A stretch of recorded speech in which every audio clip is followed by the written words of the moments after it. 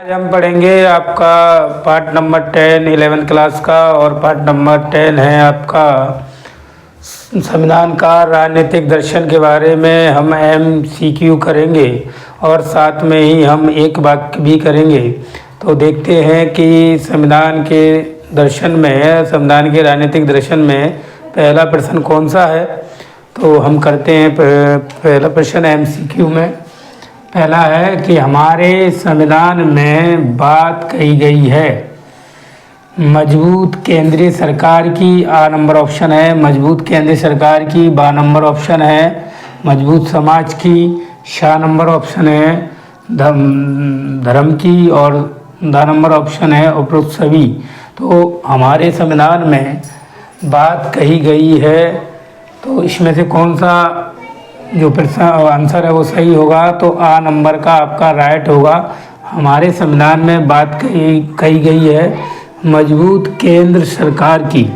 हमारे संविधान में ये बात कही गई है कि मजबूत केंद्र सरकार होनी चाहिए, मजबूत संघीय सरकार होनी चाहिए। दूसरे नंबर का क्वेश्चन देखते हैं।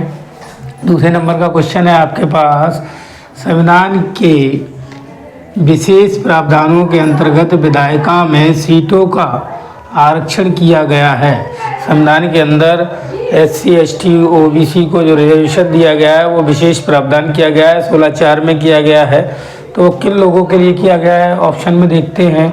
आ सभी वर्गों के लिए, सा स्वर्ण वर्गों के लिए, बा स्वर्ण वर्गों के लिए, सा अनुसूचित जाति और जनजातियों के हितों की रक्षा के लिए, दा उपरोक्त में से कोई नहीं। तो ये दूसरे नंबर का क्वेश्चन है। संविधान के विशेष प्रावधानों के अंतर्गत विधायिका में सीटों का आरक्षण किया गया है। तो सा नंबर का ऑप्शन सही है कि अनुसूचित जाति और जनजाति के हितों की रक्षा के लिए किया गया है। तीसरे नंबर का क्वेश्चन हमारे पास, पश्चिमी धारणा में धर्म और समाज के पारस्परिक निषेध को किस रूप में देखा गया है। भाई धर्म और राज्य के बीच धर्म को किस धारणा के रूप में देखा गया है राज्य के लेवल पर, वो हम देख रहे हैं। तो ऑप्शन पहला है धर्मनिरपेक्षता के आधार पर देखा गया है। बा ऑप्शन है सामाजिक न्याय के आधार पर देखा गया है। सा ऑप्शन है समानता के आधार पर। दा ऑप्शन है उपरोक्त में से कोई नहीं। तो सही आंसर है धर्मनिरपेक्षता के आधार पर राज्य का कोई विशेष धर्म नहीं होगा। राज्य सभी धर्मों को बराबर सम्मान और अधिकार देगा। ये जानकारी दी गई है हमारे संविधान में राज्य के लेवल पर। अगला क्वेश्चन है क्वेश्चन नंबर 4, नीति निर्देशक तत्वों के पीछे शक्ति होती है। सा जनमत की, आ जनमत की, बा सरकार की, सा लोकतंत्र की, उपरोक्त में से सभी को। मतलब किसकी शक्ति होती है, जनमत की शक्ति होती है, सरकार की या लोकतंत्र की। तो इसका आंसर है नीति निर्देशक तत्वों के पीछे आ नंबर का ऑप्शन है जनमत की शक्ति होती है।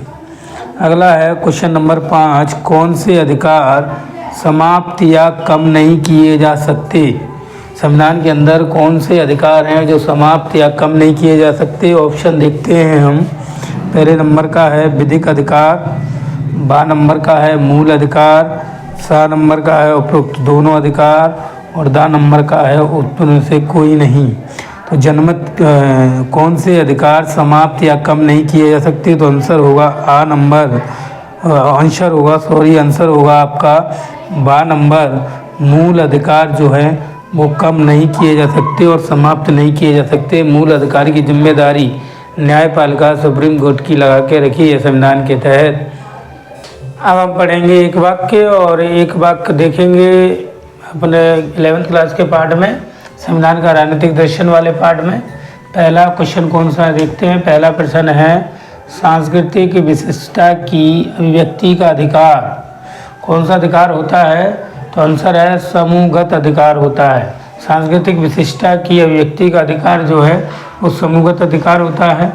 दूसरे नंबर का क्वेश्चन है धर्म और राज्य का परस्पर एकदम अलग होना क्या कहलाता है। तो आंसर है पारस्परिक निषेध कहलाता है। धर्म और राज्य का परस्पर एकदम अलग होना तो पारस्परिक निषेध कहलाता है। नंबर तीसरा क्वेश्चन देखेंगे, हमारे संविधान के लिए समुदाय आधारित अधिकारों को मान्यता देना क्यों जरूरी हो गया है?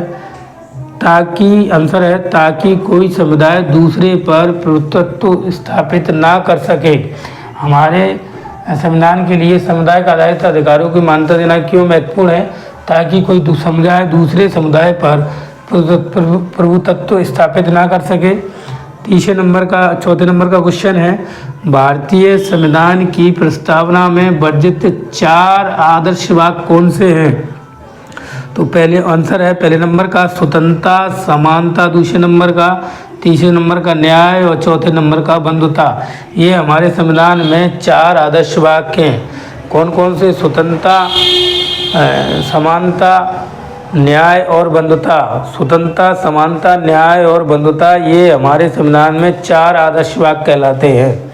अगला क्वेश्चन है आपके पास 5वें नंबर का कि भारत में धार्मिक